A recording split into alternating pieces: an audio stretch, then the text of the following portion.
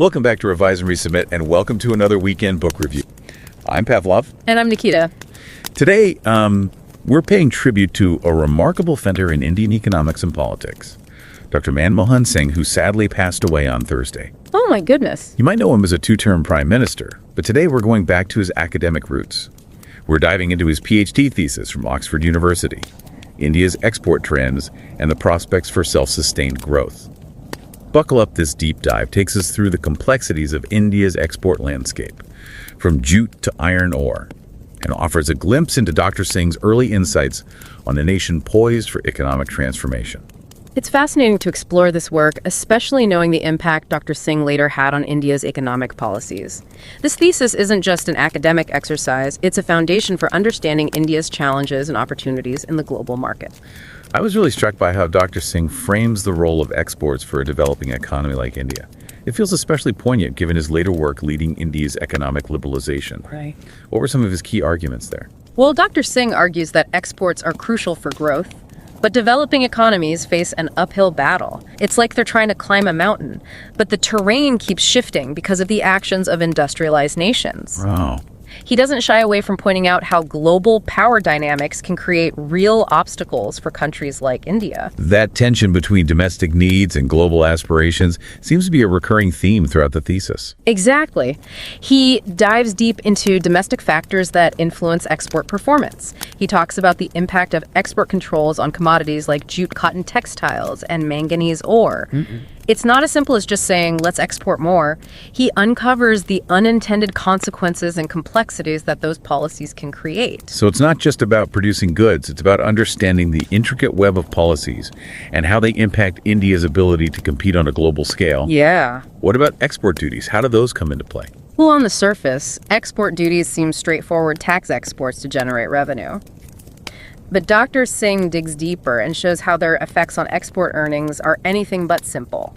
The impact depends on things like the elasticity of demand. How much does demand change when the price changes? And the global market structure for commodities like tea and vegetable oils. It's like he's peeling back the layers of an onion, revealing the nuanced ways that government policies, even those seemingly unrelated to exports, can impact India's trade performance. And he doesn't stop there. He even explores how inflationary pressures within India can indirectly affect export performance. Think about it. Inflation impacts resource allocation production costs and can even influence how overseas customers are treated. It's all interconnected. It's amazing how he connects these seemingly disparate dots. It really highlights his deep understanding of the complex economic ecosystem. And then he takes us on a chapter-by-chapter deep dive into specific commodities. Okay. He meticulously dissects the factors affecting India's export performance for each one, highlighting the unique dynamics at play. I found this section on jute manufacturers particularly fascinating. Jute was once a dominant export for India, but in Dr. Singh's time, it was already facing challenges. Right. What did he identify as the main culprits behind that stagnation? He points to a perfect storm of factors. The rise of substitutes like paper bags was chipping away at demand. Innovations in bulk handling, which revolutionized how goods were transported and stored, further eroded jute's competitive edge. And to top it off, the emergence of Pakistan as a rival exporter added another layer of pressure. It's a classic case of how external pressures can reshape an industry's fate, even one with a long and storied history. Yeah. What about tea? India was and still is a major player in the global tea market. Yeah. What insights did Dr. Singh offer on this front? He really gets into the nitty-gritty of the global tea market. He analyzes per capita consumption trends in major importing countries. After all, no demand, no exports. He compares the cost of production in India to other major producers like Ceylon, looking at factors like labor costs and plantation efficiency. And of course, he analyzes the impact of India's own export duties and quotas those self-imposed barriers that can have a significant impact on competitiveness. It's a great example of how domestic policies can ripple outward, influencing a country's ability to capitalize on global market opportunities. Absolutely. And speaking of global opportunities, Dr. Singh also examined cotton textiles where India had a significant presence but was starting to lose ground. He attributed this decline to a confluence of factors. What were some of those key factors he highlighted? Did other countries' policies play a role? Import substitution was a major trend in consuming regions. Essentially, countries were trying to produce more textiles domestically, reducing their reliance on imports. Then there was the rise of Japan as a dominant exporter. They were really becoming a powerhouse in the textile industry, putting pressure on traditional players like India. And as we discussed earlier, there were also domestic demand pressures within India itself, creating a tug of war between meeting internal needs and pursuing export growth. That tension between domestic consumption and export ambitions seems to be a recurring theme. It highlights the tough choices policymakers face in balancing competing priorities. You hit the nail on the head. It's about finding that sweet spot between meeting the needs of your own people and seizing the opportunities presented by the global marketplace. And that balancing act becomes even more evident when we look at another sector. Dr. Singh analyzed vegetable oil seeds and oils. This is an area where India faced some unique challenges, right? Yeah. What did Dr. Singh point to as the main obstacles to exporting oil seeds and oils, like groundnuts and linseeds? He highlighted the difficulties in balancing domestic demand with export ambitions. As India's population grew, so did the demand for these essential commodities, putting pressure on available supplies. Government policies on crushing and export controls aimed at ensuring domestic availability also played a role in shaping export patterns. And he explored the potential of cottonseed oil as a domestic alternative, a way to potentially ease the pressure on other oil seeds. It's a constant juggling act, isn't it? It is. Trying to ensure food security for your citizens while also maximizing export earnings. Precisely. And it's a reminder that economics isn't just about numbers and theories. It's about people's lives, their needs, and the choices governments make to balance those competing demands. But let's shift gears now and talk about a sector where Dr. Singh saw a lot of potential minerals and ores. This seems like an area where India, with its vast natural resources, might have a natural advantage. What were some of Dr. Singh's key observations in this chapter? He was particularly optimistic about iron ore, and for good reason. The global steel industry was booming, and countries like Japan undergoing rapid industrialization were hungry for raw materials. Right. Dr. Singh saw this as a golden opportunity for India to leverage its domestic resources and capitalize on surging global demand. It makes sense to ride that wave of global growth, especially when you have the resources to meet that demand. But what about other minerals like manganese ore and mica? Did he see similar potential there? Manganese ore faced a different landscape. There was competition from established suppliers like Brazil and the USSR, and the strategic importance of manganese added another layer of complexity to export dynamics. As for mica, it was struggling against a tide of synthetic substitutes, and the U.S. government was actively trying to reduce its reliance on imports. It's a reminder that global markets are rarely static. They're shaped by geopolitical forces, technological advancements, and the strategic decisions of nations. What I find fascinating is that amidst all this analysis of traditional exports, Dr. Singh also devoted a chapter to what he called new manufactures. What was his vision for these emerging industries, and what role did he see them playing in India's export future? That's a great question, and it really speaks to Dr. Singh's forward-thinking approach. He saw these new manufacturers as a way for India to diversify its export basket, move beyond traditional commodities, and tap into new markets. But he was also realistic about the challenges. Yeah. He knew breaking into established markets wouldn't be easy. India would need to compete on price, quality, and innovation to carve out a space for itself in the global marketplace. It sounds like he was laying the groundwork for the very economic transformation he would later champion as a policymaker. It's incredible to see how his early work foreshadows his later contributions to India's economic trajectory. This thesis isn't just a historical document. It's a window into the mind of a leader who helped shape India's economic destiny.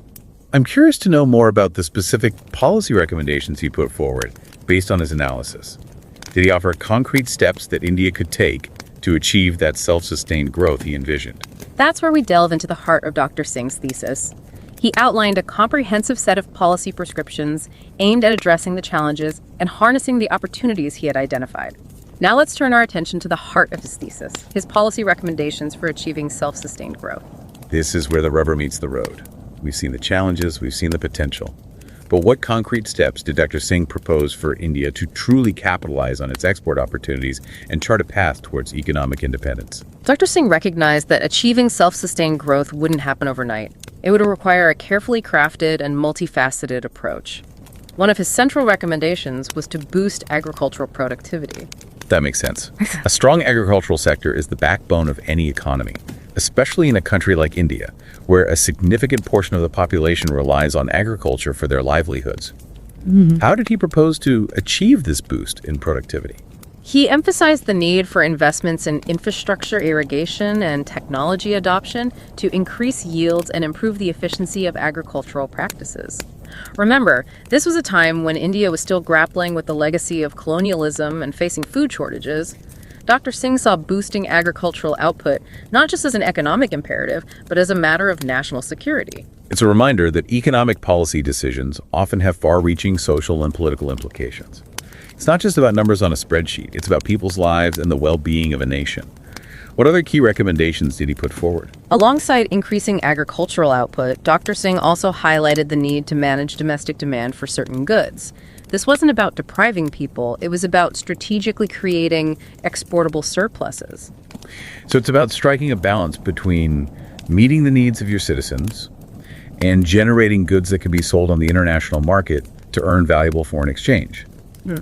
Did he pinpoint any specific sectors where he saw opportunities to create these exportable surpluses? He specifically advocated for prioritizing the export of capital goods and essential consumer goods. He saw these as areas where India could potentially carve out a competitive niche and contribute to the growth of its industrial sector. This seems to foreshadow his later emphasis on trade liberalization and opening up India's economy to global competition. It's fascinating to see these early ideas taking root and eventually shaping his approach to economic policy on a national scale. But I'm curious, did Dr. Singh simply lay out these recommendations, or did he also provide a roadmap for putting them into action?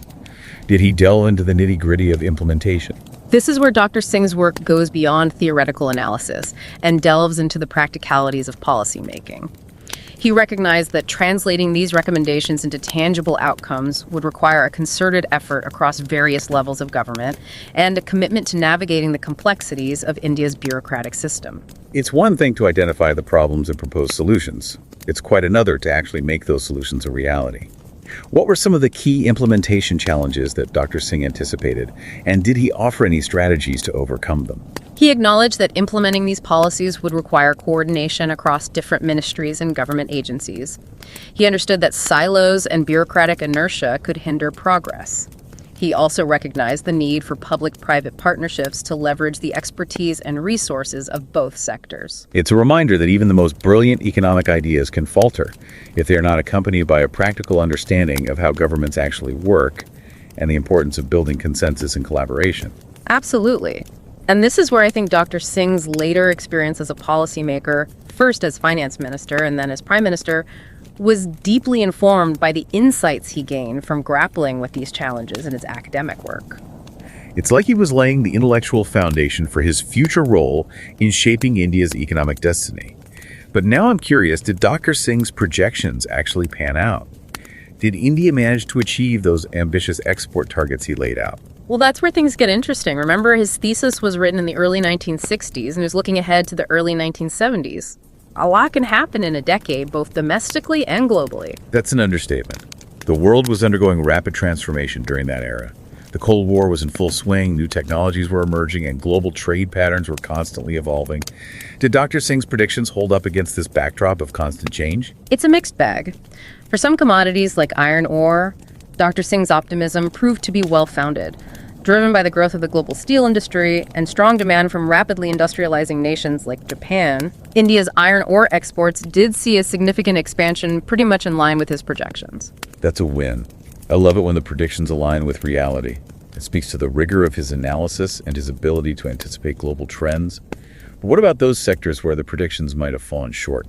Well, let's take jute manufacturers, for example. While global demand for packaging materials continued to rise, India's jute industry faced those headwinds we discussed earlier, competition from substitutes like paper bags, innovations in bulk handling that shifted the logistics landscape, and the emergence of Pakistan as a rival exporter. While Dr. Singh had anticipated these challenges, their impact proved to be even greater than he had initially projected. It's a reminder that even the most astute economic analysis can't fully predict the future, especially in dynamic global markets, where unforeseen disruptions can reshape the competitive landscape. Were there any other surprises when you compared his projections to actual export performance? Tea presents an interesting case. Global demand did grow moderately, as Dr. Singh had predicted. However, India's share of that growth was constrained by a confluence of factors, some of which he had anticipated and some that emerged later. Competition from other tea-producing nations, particularly those in East Africa, intensified. Internally rising domestic consumption, driven by a growing population and changing consumption patterns, put pressure on available supplies for export. And certain government policies aimed at stabilizing domestic prices or generating revenue ended up disincentivizing exports to some extent. It's a classic example of how internal and external factors can intertwine to shape export outcomes. It's rarely a simple equation. What about those new manufacturers that Dr. Singh was so hopeful about? Did they live up to their potential in the decade following his thesis? This is where things get particularly intriguing. India did see growth in exports of manufactured goods, particularly in textiles and light engineering products.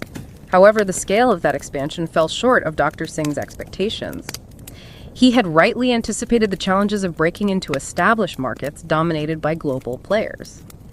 India often struggled to compete on price and quality, and it faced protectionist barriers in some target markets. It sounds like a familiar story for many developing economies trying to climb the ladder of industrialization and establish themselves as global manufacturing hubs. It's a journey fraught with obstacles. But what about Dr. Singh's broader policy recommendations? Did those translate into concrete changes during this period? That's a complex question. While Dr. Singh's thesis highlighted the need for policies aimed at boosting agricultural productivity, managing domestic demand, and promoting exports, the actual policy landscape in India during that era was far more intricate. There were competing priorities, political considerations, and bureaucratic hurdles to navigate. It wasn't simply a matter of taking an academic thesis and transforming it into policy overnight. It sounds like a classic case of theory meeting the messy realities of governance.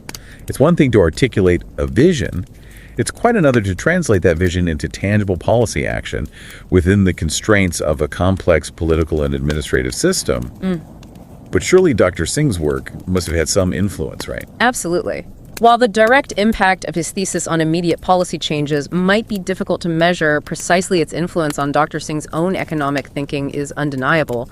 His deep understanding of India's export challenges, his emphasis on creating a more competitive and outward-looking economy, and his belief in the power of strategic policy interventions, these are all themes that resonate throughout his career, culminating in his landmark economic reforms of the 1990s. It's like this. Thesis plant the seeds that would later blossom into a transformative era for India's economy. It's a testament to the power of ideas and the long-term impact that rigorous academic work can have on shaping the course of history. Speaking of long-term impact, what do you think are some of the most enduring lessons we can draw from Dr. Singh's work, insights that remain relevant even in today's vastly different global landscape?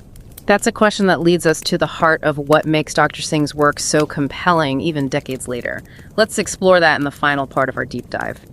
As we reflect on Dr. Manmohan Singh's work and its lasting relevance, I think one of the most striking takeaways is his deep understanding of the interplay between domestic and global forces. Right. He recognized that export success isn't simply about producing goods, it's about navigating a complex web of international competition, technological advancements, and even geopolitical shifts.